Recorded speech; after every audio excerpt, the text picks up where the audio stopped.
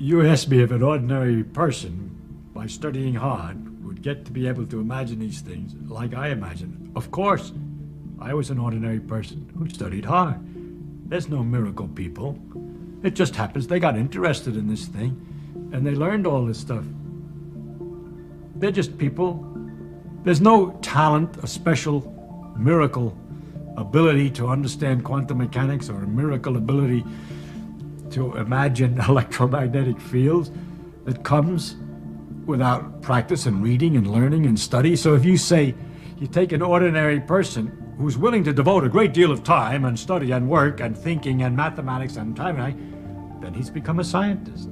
There's a small subset of the people that can be very happy being obsessive about things. And, obsession can often get things done that just practical, prudent, pedestrian work won't, or at least won't for a very long time. But I do think that great things require a lot of hard work. So there's no way you can expect to change the world without working really hard. And by the way, even changing the world, the folks that I respect the most have nudged the world in like a slight direction. Slight. Very, very slight. I think to have great outcomes, you actually do need to work at like 3 standard deviations above the mean.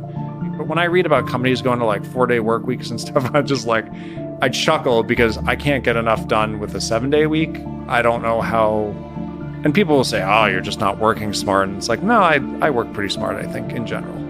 And I think the focus should be more like how much you do. So I am kind of like believer on a high level in this 10,000 hours kind of concept where you just kind of have to just pick the things where you can spend time and you care about and you're interested in. You literally have to put in 10,000 hours of work. It doesn't even like matter as much like where you put it, and you'll iterate and you'll improve and you'll waste some time. I don't know if there's a better way. You need to put in 10,000 hours. But I think it's actually really nice because I feel like there's some sense of determinism about being an expert at a thing if you spend 10,000 hours. You can literally pick an arbitrary thing.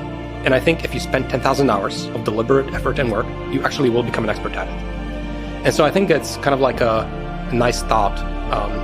And so basically I would focus more on like, are you spending 10,000 hours? One other thing that I think is helpful for the psychology of it is many times people compare themselves to others in the area. I think this is very harmful. Only compare yourself to you from some time ago, like say a year ago. Are you better than you a year ago? This is the only way to think.